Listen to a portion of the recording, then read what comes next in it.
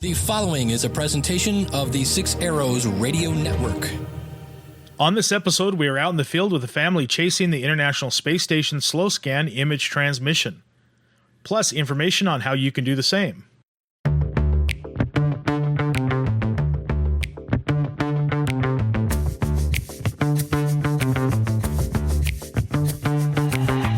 Hello, I'm your host, John Jacobs, W7DBO, Whiskey 7 Delta Bravo Oscar.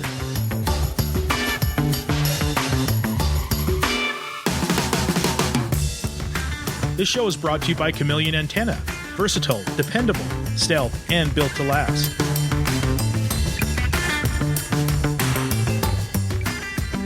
Thank you for clicking and tuning in. I am your host, John Jacobs.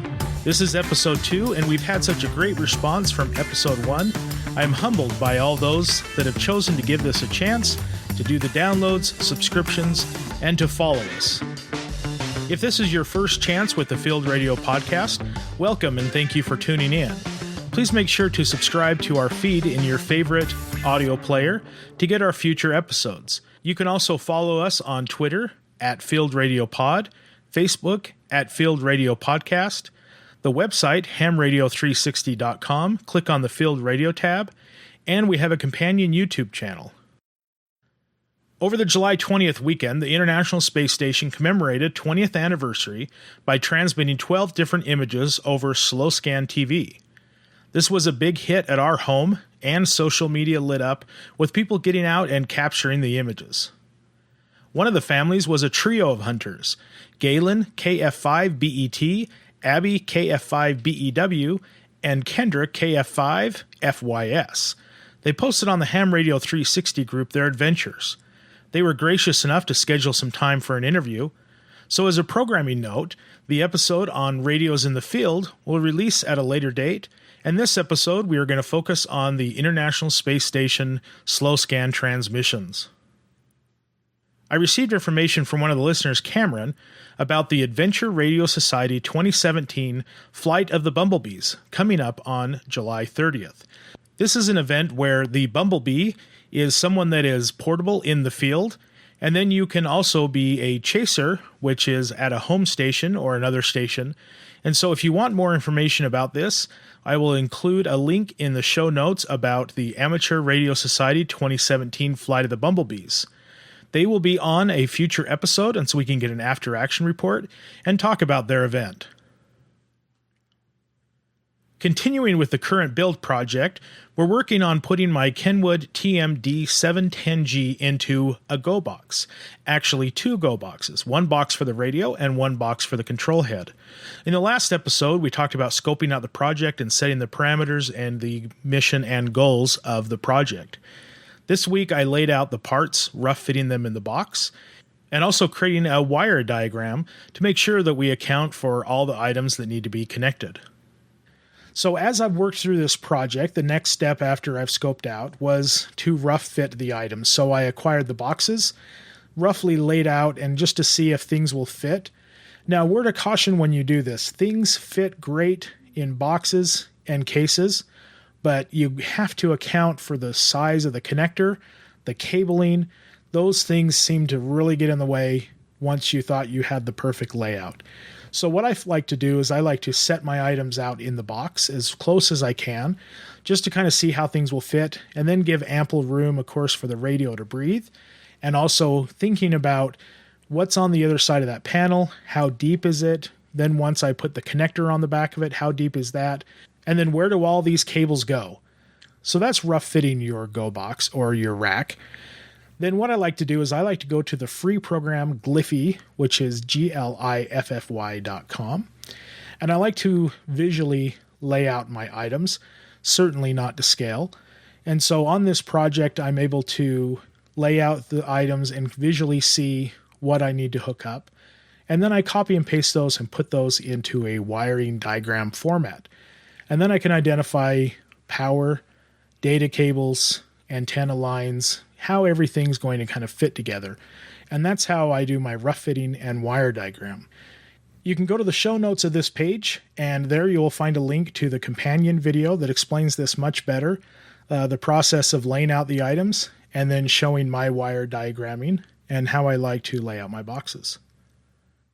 In the next episode, we'll be talking about plate manufacturing using 3D printing and getting to the point where we are actually building out the boxes. As I mentioned at the top of the show, the International Space Station commemorated the 20th anniversary by transmitting slow scan images over amateur radio 2-meter band. This was a great opportunity to practice your hand at space communications and getting your family and friends involved.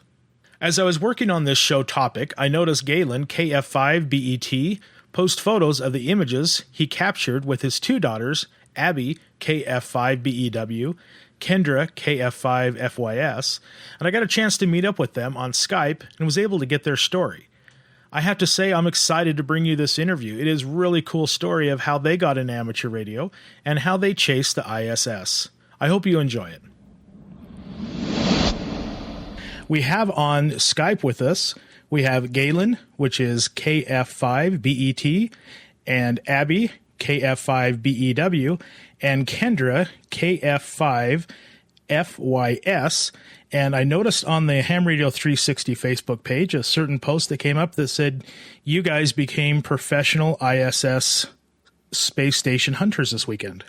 I don't know if you would say professional, but we sure had fun on our first attempt at it. So you have been, Galen, how long have you been amateur radio? So what's your history, and how long, Abbi and Kendra, have you been licensed? Okay, well, my history is I've been licensed for 7 years, and we got interested in amateur radio because Abbi wound up taking a class through her science class in middle school. I've always been interested in amateur radio. I have uncles and cousins that have been licensed for many, many years, but it just was one of those things that I never got around to it. Abbi?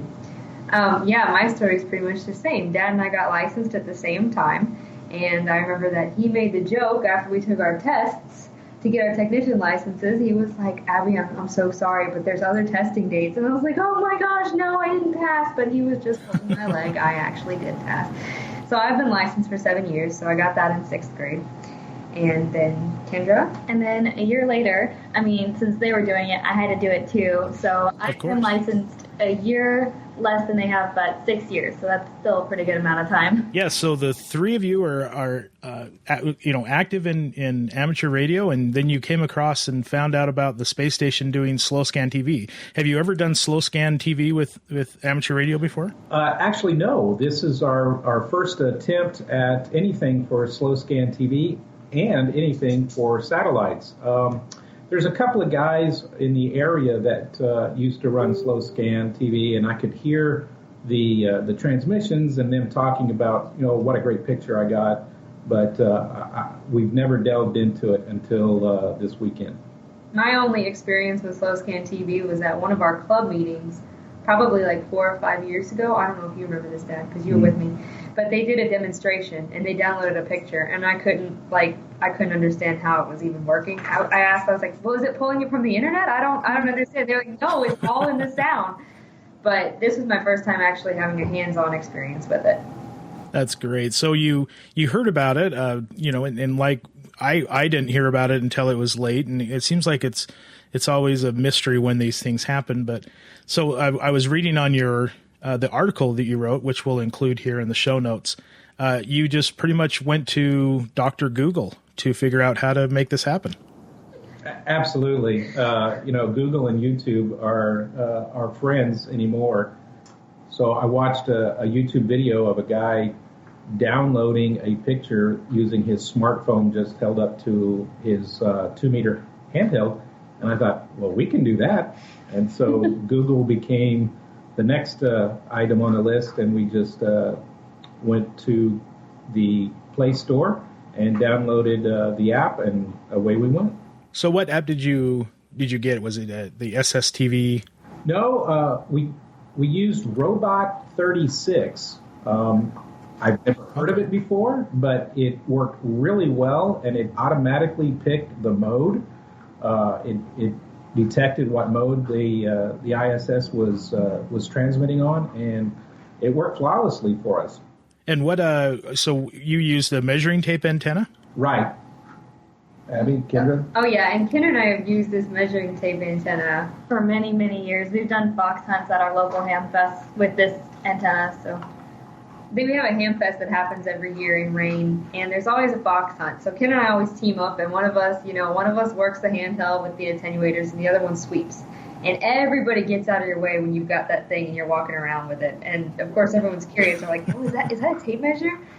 But we had a little incident where one of our beams, I guess, was kind of reflector detaching off of the main handle of it, I guess you could say. We've had an antenna for years, so we had to duct tape it back on and keep pointing it at the sky. So what was it like your first? So you had just and that's one thing it is just simply a handheld and something simple as a measuring tape antenna.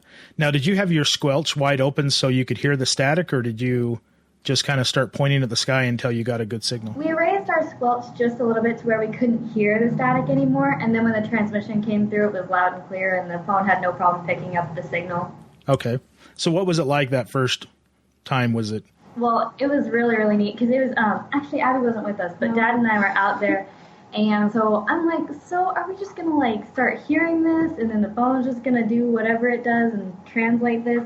And all of a sudden the radio just started beeping, and I'm looking at my phone and the image just starts coming across, and I see the ISS passing overhead. Oh, so you had a visual on it too then? Yeah, it was moving really, really fast, but I was like, I can see the space station and I can hear what it's sending us, and then I can actually see the picture, and it was just incredible. Yeah, it was. We weren't sure what to expect. We had used another app, ISS Detector, so we knew where the ISS was going to come over the horizon.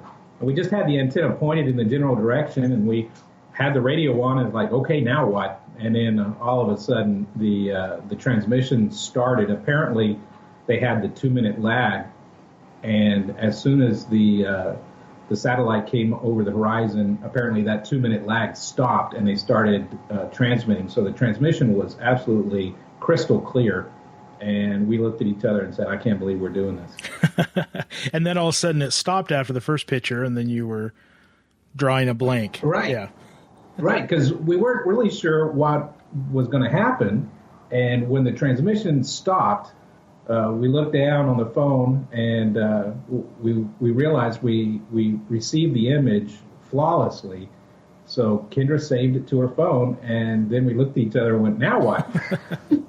And we knew that there was still some time left for the pass, and so we said, well, we'll just track it and see what happens next. So what was your lowest horizon that you attempted and actually got a usable signal off of? It was 10 degrees. Wow. And that was about pass number 3 or 4, I think. It was about 11 o'clock at night, 10:30 at night, something like that. And we knew that the pass was only going to be visible for a minute, but we decided, we're kind of in the mode, so we're going to go ahead and give it a shot and see what happens. Yeah, you got some under your belt at that point. One thing I noticed, the more you do, the more it's like with anything, when you get practice in it, and you kind of get a little more daring. And when I first started, I thought anything less than 50, I'm not going to try. Right. But yeah, after a while, you get down to 1 minute at 12, we can do it. Exactly. We actually missed one pass because we saw that it was going to be a very low pass, and duration was only for a minute. And that was Saturday night, and we thought, well, we're not going to go out for just a minute. There's no way we're going to get a full image. So we didn't even do that one. And then after the weekend, we were looking at each other going, man, we missed it. We could have got all. And we weren't doing this in the backyard either.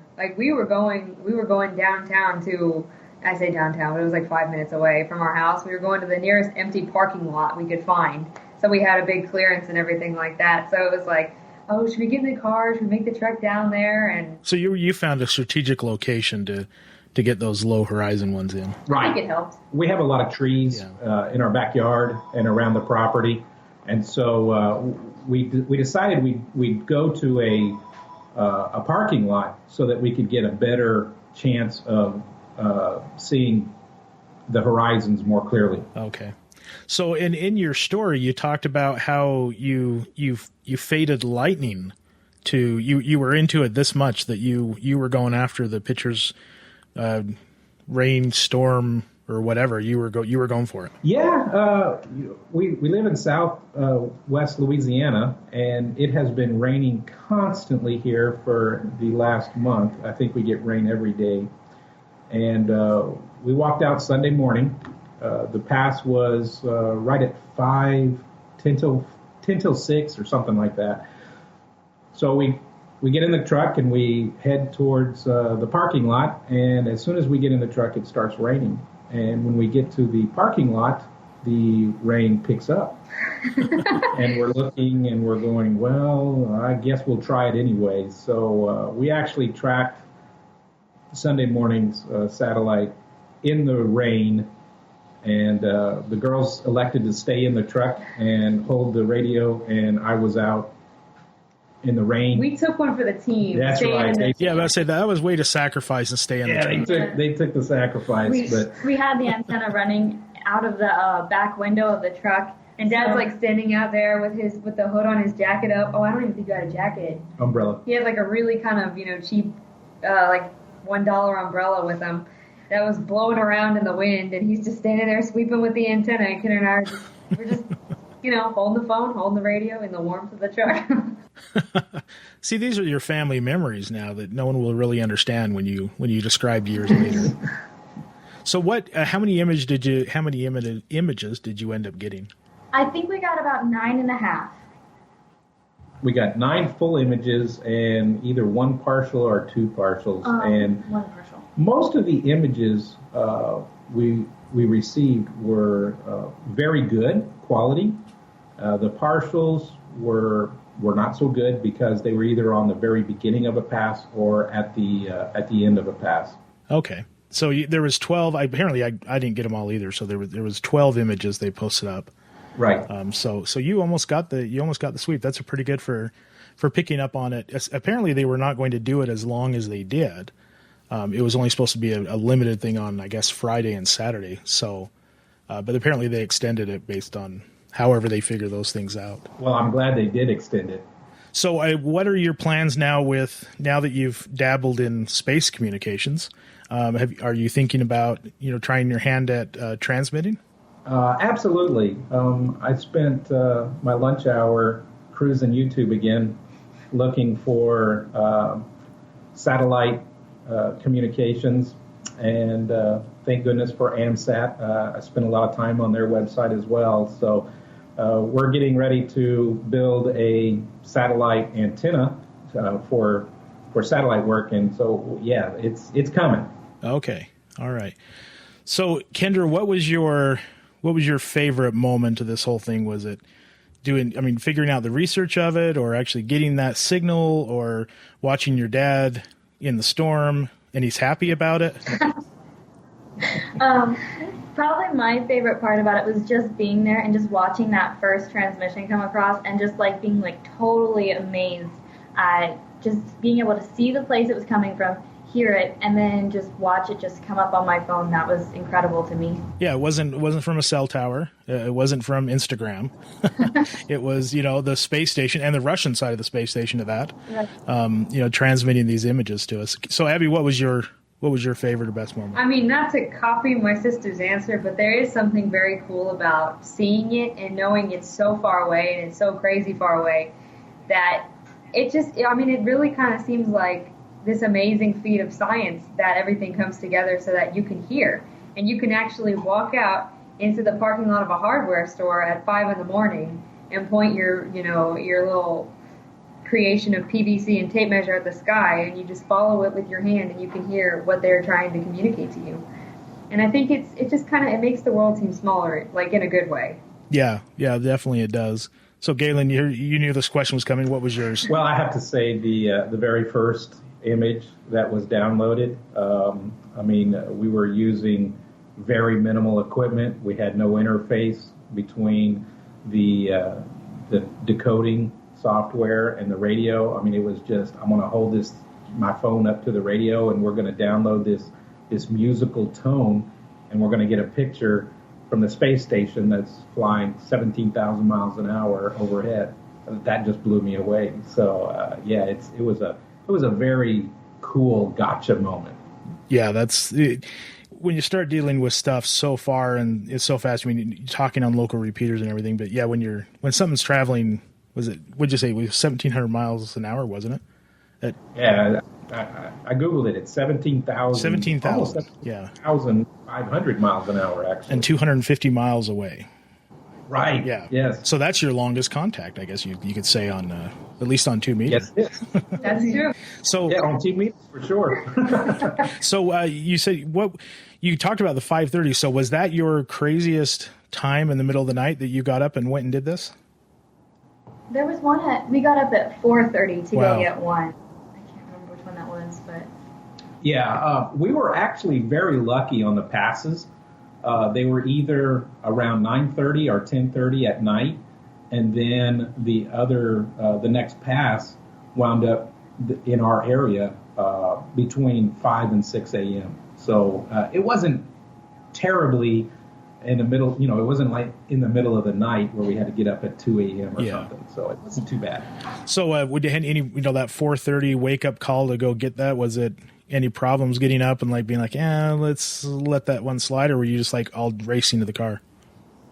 Oh man, I have enough problems getting up and getting to class on time. I had actually the first night that they went out, and actually, yeah, the first night that y'all went out and got those first images, I was at work, and where I work, it closes pretty late, so I got home I think at like midnight 30, and then because Dad had texted me, he was like, hey, you want to go for the one at 4:30, and I said, yeah. And so 4 hours, I get home, and 4 hours later, Dad's waking me up, and I was like, no, I'm not ready. I don't want to, but I'm glad I went. So it's like when you're going fishing. There is no such thing as an early morning if it's a fishing day. That's right. Yeah, Galen, you'll agree with that one. Well, thank you very much for coming on the show. Oh, I had one other question. Did you have any issues with security or law enforcement kind of standing out in a parking lot in all different times of day? Well, we thought we might. We actually did have a police officer come into the parking lot, but they never approached us.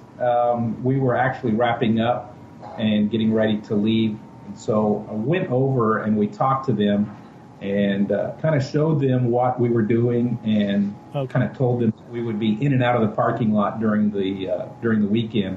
I don't think she cared at all. I don't think she really understood what was happening, or she's like, "Yeah, have fun contacting your aliens." Yeah. I'm going back to. So we didn't get chased away. Okay, well that's good. So, well, thank you very much for sharing on Facebook, and thank you very much. You have written an article, I guess, for your local club. Right. In fact, it won't be published this month. It'll be published next month. Okay. But yeah, it was a fun experience, and I don't know if anybody in our club did it, so hopefully this will spur them on to at least try it. Yeah, it sounds like a good club meeting and topic, and do some antenna building at the same time.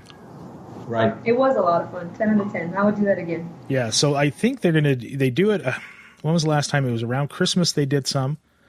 So I think maybe once or twice a year the space station does these kind of events.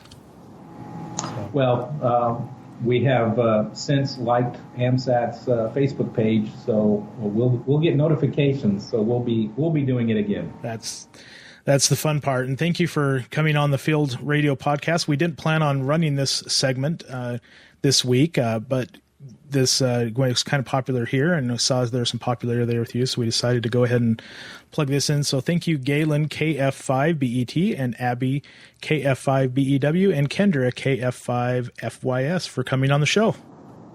Thank you so much. Thank you, John. Thank you. Thank you.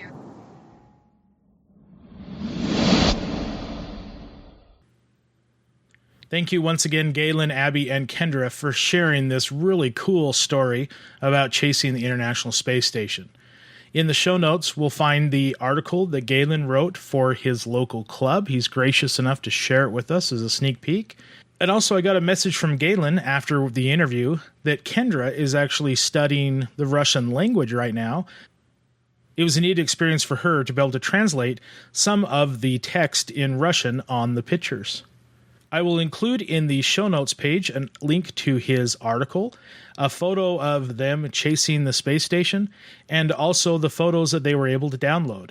Once again, thank you, Galen, Abbi, and Kendra, for coming on the show. Chameleon Antenna is our sponsor of the Field Radio podcast. Chameleon antennas are made up with the finest material available. We enjoyed the Chameleon Sky Loop at Field Day and also the MCOM Vertical. And I tell you, they worked great. You can see my Field Day 2017 review video in the show notes and on our YouTube page. You can find more information about Chameleon Antenna and their great new website design at chameleonantenna.com. You can also find the link to their website in our show notes. So you heard the story from Galen, Abbi, and Kendra on their experience chasing the International Space Station. And now you'd like to know more about how to do this yourself. So in this next segment, I'm going to cover the information you need to know about finding the satellite passovers or the ISS passover, the equipment, how to get set up, what to do when the satellite or ISS comes into view, and then how to render those images and save them. First of all, you need to find out about where to go and how to get the information. So if you go to the ARISS website, they will have information there on upcoming events and then also the frequencies that you want to tune to. For this, it's just a receive only on the 2-meter band. So the measuring tape antennas that my father, Larry, WA7ZBO, talked about on the transmitter hunting episode of Ham Radio 360 this week, those measuring tape antennas work great for this. So you need to find out when your pass is. You can either use an ISS tracker or you can go to the AMSAT website and you plug in your grid square and it'll come up with your next 10 passes. The AMSAT website will do that for you. Or you can look at any popular ISS tracker apps on the iPhone or Android devices. The AMSAT website is going to be good because it's going to tell you your times and elevations. Now, all your times are in UTC, so of course you need to do your conversion to find your local time. But the table is going to give you AOS, max L azimuth, and LOS and time. And so all those things will tell you your AOS is acquisition of signal. That's the exact time UTC that you're going to be able to pick it up on the horizon based on your location. Your max elevation is going to tell you how high it's going to be in the sky, 40 degrees, 50 degrees, 12 degrees, and at what point on your compass are you going to find that. And then your LOS, loss of signal, is going to give you your other coordinates, so you know where the space station is going to set from your perspective.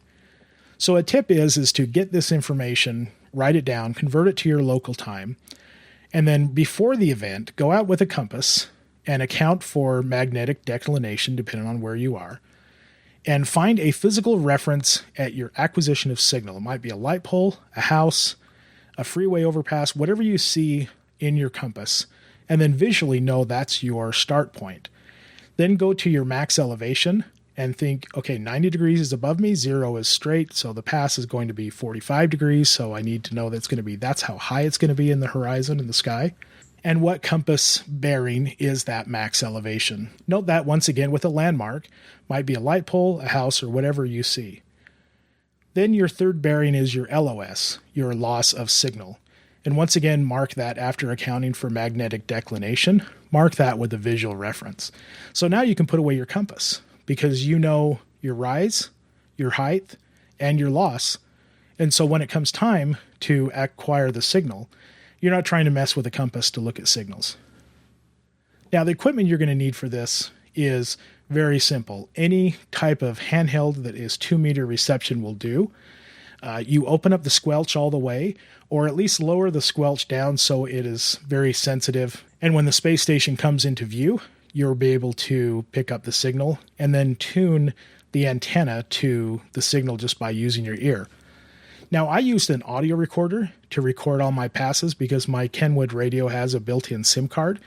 And so, but if you don't have that, you can use your phone to record or a portable recorder. You can record the audio and decode later.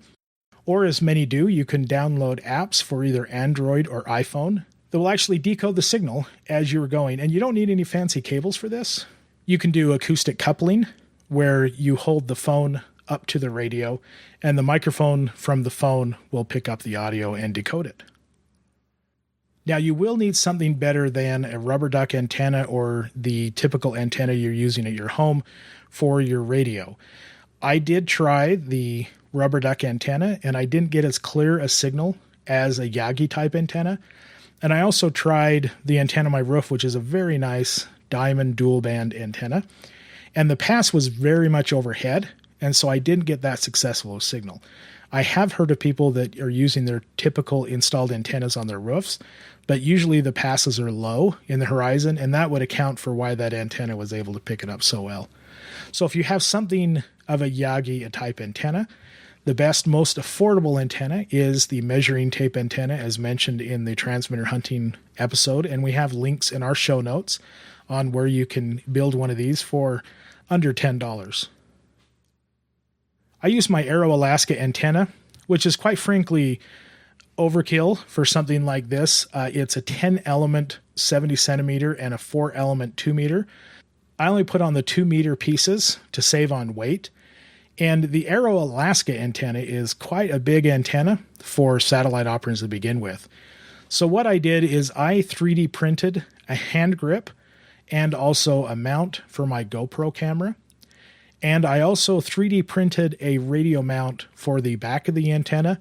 And so by putting your hand a little farther up the antenna, that was able to take down some of the weight of the antenna. So we ran this on an antenna analyzer to see if putting my hand in the middle of the array would affect, and we didn't find any real effect on this.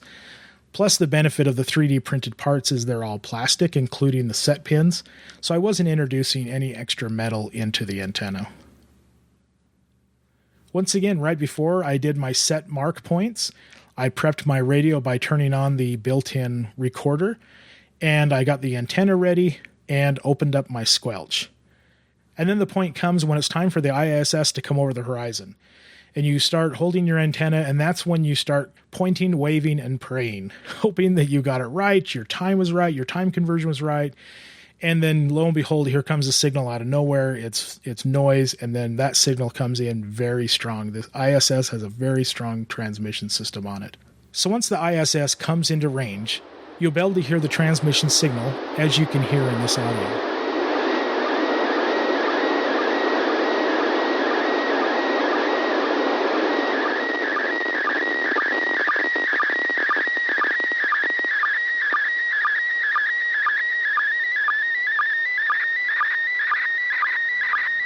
The ISS will transmit 2 minutes for one picture, then the system will rest for 2 minutes, and then it'll come back on for 2 minutes. It keeps repeating.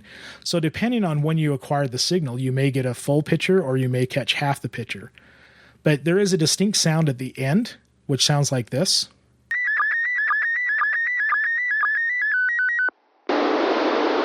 And then you hear static. So you know it went into rest period and that was the end of the picture.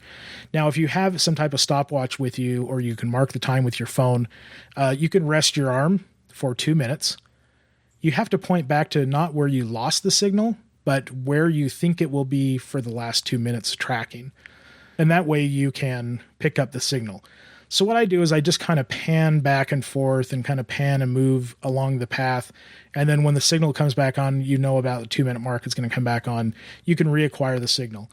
Another thing I found is if the signal is very high in the horizon, it doesn't really seem to matter which way you orient your antenna as far as cantering it left or right.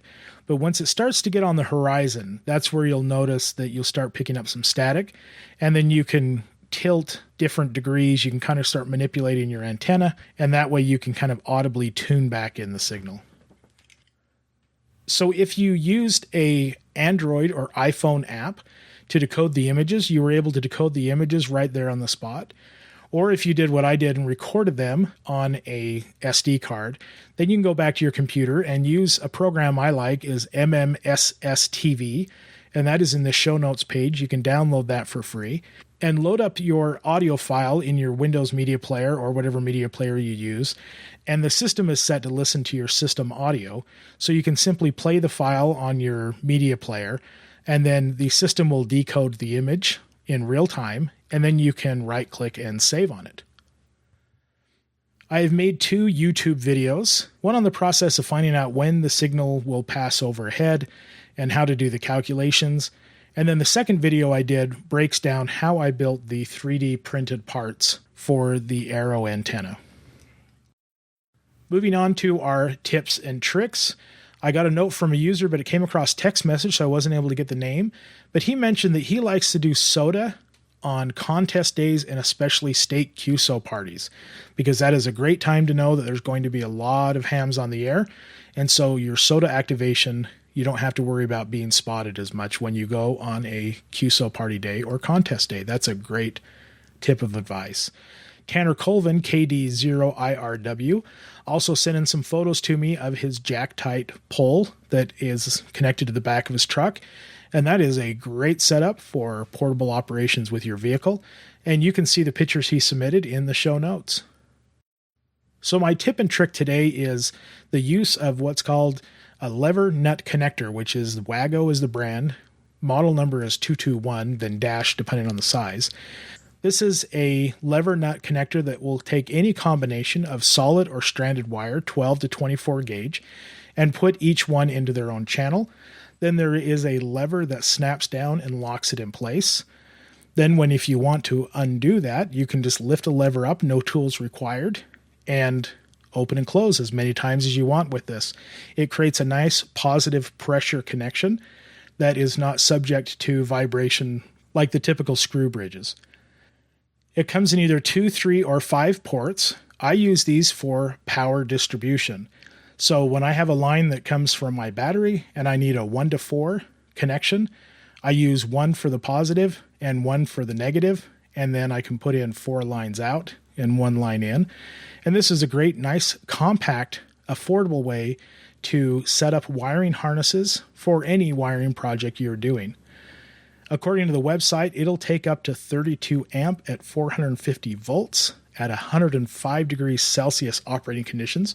So you are certainly covered to run anything you're doing through ham radio through these connectors. This is a great solution for go boxes, racks, cases, or like I said, anywhere where you need a connection. I put a video review in the show notes on my YouTube channel where you can see this item, and we've also included a Amazon link, affiliate link to the Ham Radio 360 show. So if you do order them, make sure you use the link, and that way it kicks some money back to help support the show. As always, please submit your ideas so we can present them on the show. You can send it to john@hamradio360.com, and you can include a description, photo, or video, or whatever you have, or go to our Facebook page and send me a message there. For the last part of the show, we have the training item. And I encourage you to use this. I provide a link in the show notes of the text. You can copy and paste, or you can take my audio and play it over the air of your local nets. I hope you enjoy this training item on reasonable redundancy. Hello, this is John, W7DBO, with this training item. Ultralight backpackers have a creed, just like Socrates said, the unexamined life is not worth living, and the backpackers say the unexamined gear may not be worth toting. Unless you are doing a soda activation, your gear will not need to be evaluated down to the ounce versus value. But there are some lessons to be learned about evaluating each item and determining its usefulness and possible multiple uses. The goal is to be prepared with enough equipment, with a reasonable amount of redundancy, to be effective and not be overburdened with too much equipment. Preppers have the term 2 is 1 and 1 is none. What are the choke points for failure in radio communications, and how might we mitigate it? If there is one law that follows amateur radio, it is Murphy's Law. Interesting things happen to electronic equipment in extreme cold or heat. Plastic connectors will get cold and brittle and break. Lights will get knocked over and bulbs blown. And cables will get pinched in the door despite having the best aluminum chair holding it open. The goal is to evaluate the equipment and be selective about what is put into service and where there may be less than ideal conditions. Gear works great when it's in the ham shack, but put into the field and stress of the environment may result in equipment failure. Select your best equipment for your go bags and go boxes. Inspect each item for wear or damage and replace if needed. Ask yourself what-if questions. What if this item gets dropped? Or what if this item gets lost? Identify the most common scenarios and build redundancy in that item. If needed, duplicate the item. Lastly, test your selected equipment routinely in different conditions. An ounce of prevention in gear quality selection goes a long way. When we talk about redundancy, the term reasonable needs to be applied to the equation. Certain items in your gear may be too expensive or too large to have a spare. An example would be a generator, laptop, or HF transceiver. Some of these items' redundancy can be mitigated. Instead of keeping a second laptop or tablet on hand for digital communications, have a jump drive with all the drivers and software needed for your setup so one can be borrowed if needed. Other items are easily redundant. Having a spare rubber ducky antenna cable, HT battery pack that accepts AAA or AA batteries is light. Having a spare HT would be ideal. Then identify all the accessories that can be shared between the two units. If you are using one mobile for voice and another for digital, ensure that you could swap the units in case of failure of data cord or microphone cord. Swap meets are a great cost-effective place to find redundant parts for your equipment. Another way to mitigate redundancy is identifying items that have a multiple use. Having your headlamp and flashlight use the same common batteries as your HT. Keep your equipment to AA or AAA power source. The flashlight may be cool with the CR123 lithium battery, but in a pinch, it will be hard to find a specific replacement. You'll be amazed at how many AA or AAA batteries you can round up by raiding TV remotes around the house. As much as you can, also standardize your equipment to rely on support of the ham radio group or your neighbors. Keep your antenna connections to BNC for HT and UHF for mobile and HF. Power sources should be standardized to Anderson power pole. I like to keep a clamp to Anderson power pole so any car battery can be called into service as a temporary source if needed. Keep a small tool and solder gun in your bag to hopefully repair, splice, or bring the equipment back into service.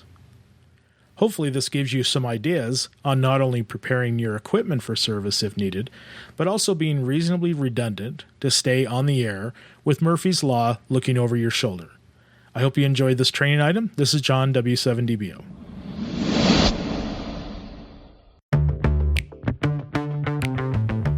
Thank you, Abbi, KF5BEW, Kendra, KF5FYS, and Galen, KF5BET, for coming on the show and sharing your experience chasing the International Space Station. Thank you to you, the listener, for listening to our show and providing me feedback via email, Facebook, and Twitter. And especially thank you to Chameleon Antenna for sponsoring this episode. As always, please send me your comments, feedback, and show ideas to John, that's John, at hamradio360.com. Or you can reach me on Facebook Messenger or Twitter. 73.